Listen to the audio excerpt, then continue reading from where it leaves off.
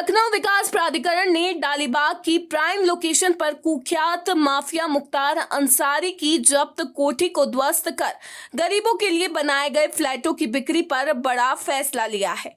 प्राधिकरण ने इन आवासों को 25 साल तक बेचने, किराए पर देने या ट्रांसफर करने पर पूर्ण प्रतिबंध लगा दिया है। इसका मकसद सरकारी योजना की मूल भावना को कायम रखना और बिचौलियों को सेंध लगाने से रोकना है।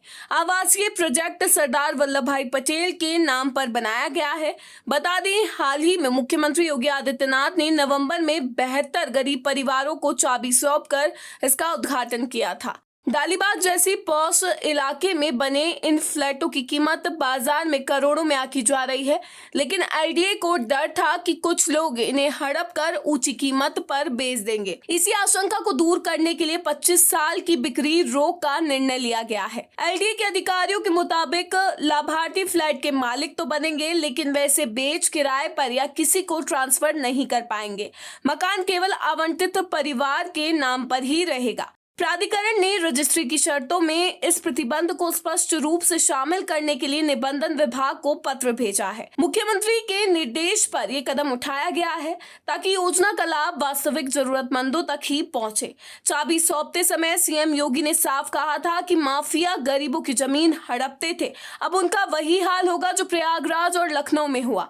माफिया किसी के नहीं होते, वे गरीबों का शोषण करते हैं, व्यापारियों का अपहरण कर संपत्ति बनाते हैं। इसी के साथ वह बेटियों के लिए खतरा पैदा करते हैं। पहले की सरकारें उनके आगे झुकती थी, लेकिन अब हमने उन्हें उसी भाषा में जवाब दिया जो वे समझते हैं। पूर्वांचल से पश्चिम तक माफियाओं का राज खत्म करने की इस मुहिम में मुख्तार अंसारी की कोठी का ध्वस्त होना एक बड़ा उदाहरण है। एलडीए ने जमीन को खाली कराकर गरीबों के लिए बेहतर फ्लैट बनाए, जो अब उनके स्थायी आशियाने बन गए हैं। फ्लैट किराए पर देने और बेचने पर लगाए गए प्रतिबंध पर एलडीए का कहना है कि ये रोक सरकार की गरीब हितैषी नीतियों को मजबूत करेगा। प्राइम लोकेशन होने से फ्लैटों की मांग ज्यादा है, लेकिन बिक्री रोक से कोई दुरुपयोग नहीं हो सकेगा।